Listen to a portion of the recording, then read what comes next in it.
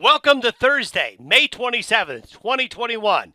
Your Day Weather Podcast is being brought to you by Chugwater Chili, the gourmet spice of Western life. Do you know that they now make a hot version of their famous chili seasoning? For those looking for a little extra spice in their life, give Chugwater Chili Hot a try. Well, 2 nice days coming on up. Boy, if you could start your holiday weekend now, I would. Today and tomorrow will be very pleasant with cooler, drier air moving in. Today will be a little cooler, but that May sun will be bright, and we expect little or no thunderstorm activity in the region today. We'll give you a drought update. And also, Memorial Day weekend is a mixed bag. It all depends on where you are. We're going to highlight the areas that will have the worst weather and highlight the areas that will have the best weather to help you plan your weekend. Late next week, we do have a big warm-up coming. You know, next week is June. I guess we should be talking about it being warmer, and we certainly do see an early summer pattern starting to get established late next week. Here's the report of severe weather yesterday. We talked about that severe weather outbreak, and this is where severe weather was reported: either damaging winds, tornadoes, or hail. The green triangles report hail, the blue triangles wind, and the red triangles where a tornado was reported. Had a tornado on the ground in Sioux County, Nebraska late yesterday afternoon. But today, the severe weather threat going well into the southern plains and out of our neck of the woods. Let's look at the latest drought monitor. Couple of things to highlight. First of all, in the region, boy, the Dakotas are still really suffering, even though they've gotten rain, and they have. It hasn't been enough to alleviate the drought pattern. West of the Continental Divide, it just doesn't look like it's changed, has it?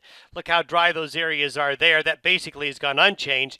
We continue to have, though, parts of Nebraska, southeastern Wyoming, and eastern Colorado really show some big improvement. Look at along and south of I-70.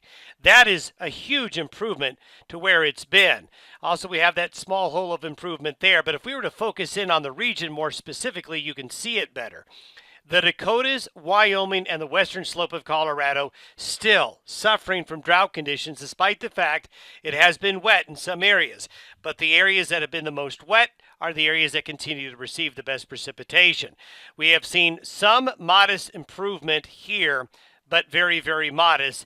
And boy, this western slope, this western side of the Continental Divide, this is going to be a struggle. We just have to have a monsoon season that's worth something this year. And with a weaker La Nina, let's hope that happens.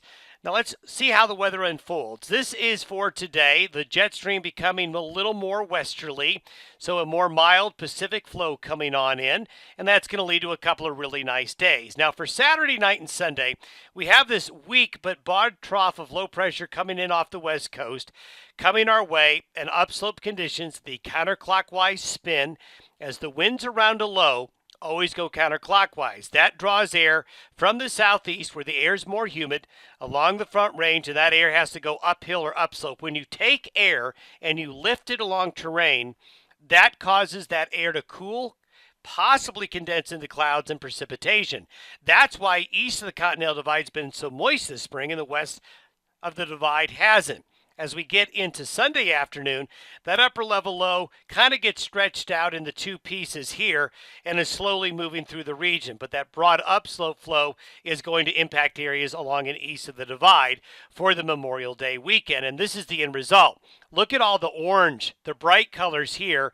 This upslope area will be the most active with showers and thunderstorms. This area I'm outlining here will be the most wet. Now, as you get up into southeastern Montana, eastern, northeastern Wyoming, and parts of the Dakotas, there's going to be some shower and thunderstorm activity as well, just not as much. And boy, this is a pattern we've seen all spring. The Continental Divide holding up the better moisture. So there's going to be some showers and thunderstorms in Colorado's western slope, along the Wasatch into Utah, the mountains of northwestern Wyoming, but pretty skimpy precipitation. I'm going to step you through the predicted temperatures relative to average for the 3-day weekend. Where you see blue and green or purple, temperatures are pretty cool or cooler than average. White is average, and the orange colors are a little bit above average. And I use these maps because it really shows you where the more warm and the more cool conditions will be. So for Saturday, it's starting to cool off along and east of the Continental Divide here, but you can see west of the divide, it's warmer. That's Saturday. For Sunday, that upslope really kicks in. So where you see these blue and green and purple areas, that's where it's going to be the cloudiest and the coolest Sunday. And if we go into Monday, same thing.